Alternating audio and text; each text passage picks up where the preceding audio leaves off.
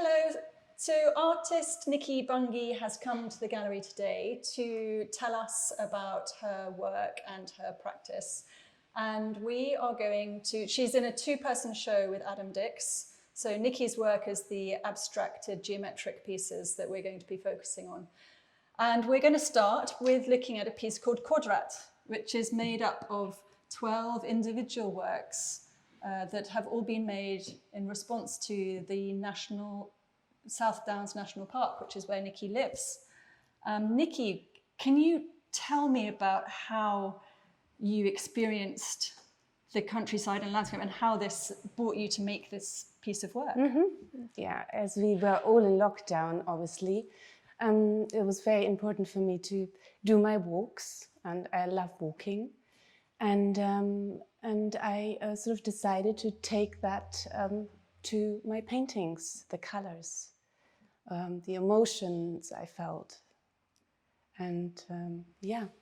And did you find in the different seasons, or sometimes in the woodlands, some of these pieces are very, very subtle in range. You've got a very gentle range, always full colours, but sometimes the gradation is very subtle. Other times it's more poppy and bright. Is that the different experiences that you're feeling? Yeah, I think it is. It is definitely. So there's the greener ones, definitely. There was more grass or something like this, or trees, or yeah, definitely. I responded to that.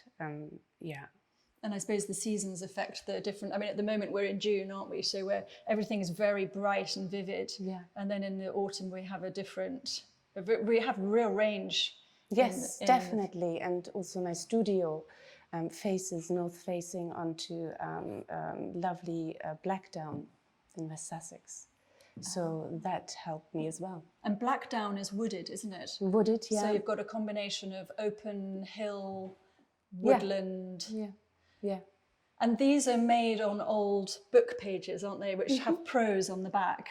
Yes. Which was complicated to make. But it was part of this, I suppose, the sort of romanticism of the piece of work is that there's this history to the materials that you've used. Yes. So I blocked the text out of these book pages, and that was perfect because often book pages have, all the writing to the bottom, but this one had it just on the top. So underneath the paint, there is prose. Yeah, there's text, yeah. And the titles were taken from the prose, weren't they? Which is really fun. So if this is a piece made in response to the South Downs National Park, which is obviously countryside, we've got another piece of work in the show, which The Memories of Egypt, which is again something you've made in response to an experience, definitely, a visit, a place. Yeah.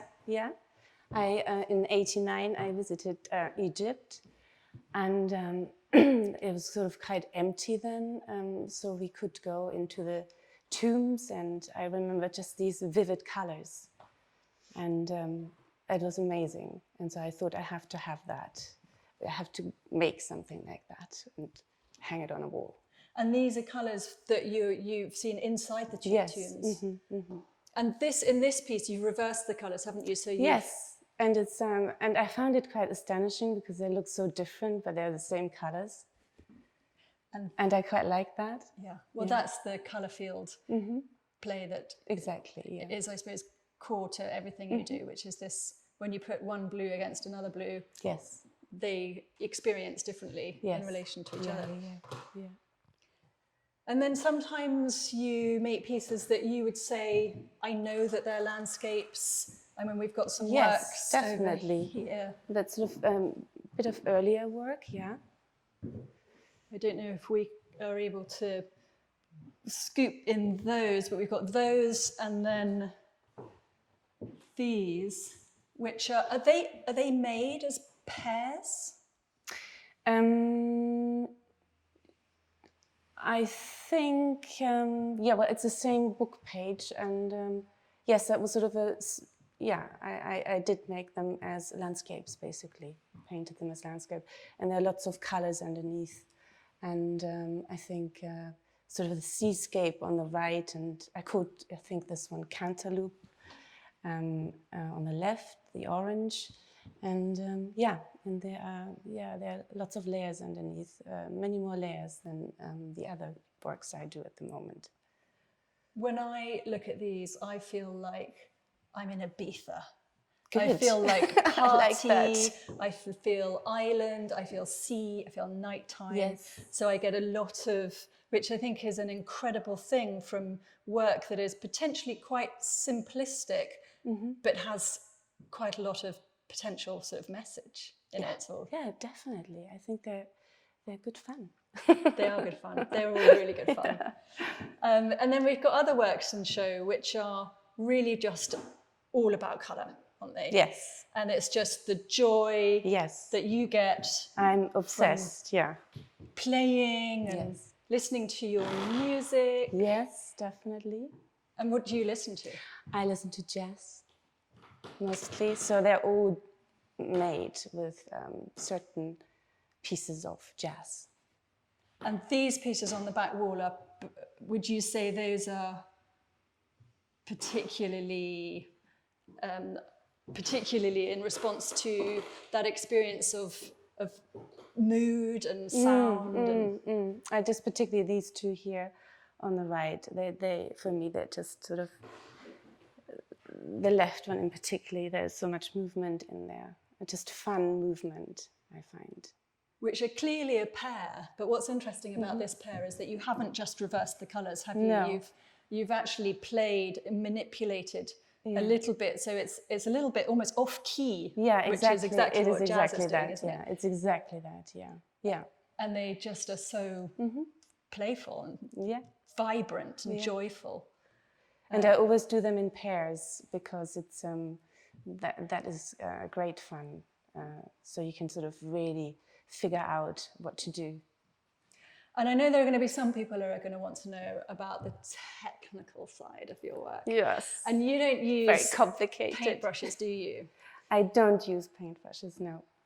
So I use I don't know what it's called. It's a building tool, and they make smooth surfaces. And so I have these different sizes, and I basically push the color with that tool to get that surface. And then you, to set each layer, because these are built up in layers, aren't they? Yeah, they have all layers. So every layer then gets pressed. With my heat press, And fine edges using various tools that allow you to get this very precise finish. And then on the surface of the works, yes, so I press each layer with my heat press, and it's a Teflon. I have to protect them from the heat, and so I've pressed hundreds and hundreds of pieces, and now the Teflon has become quite textured, and that's what you see when you look close. You can see all the textures, lines from other pieces, and that I think is really great. And then you get, you have to really see these in real life, don't you, to see it? But there's this very gentle surface, an organic surface, which is the history of all the works that have been made before. Yeah. And these are actually on Japanese paper now I work with, because it's easier to manage. Yes. No more book pages. Yeah, well, I think there comes a time when I do them again. Well, thank you very much, Nici, for explaining the work and bringing it to people who can't visit at the moment. I think that's really helpful. Thank you, Candida. Pleasure, Nici, and thank you for listening.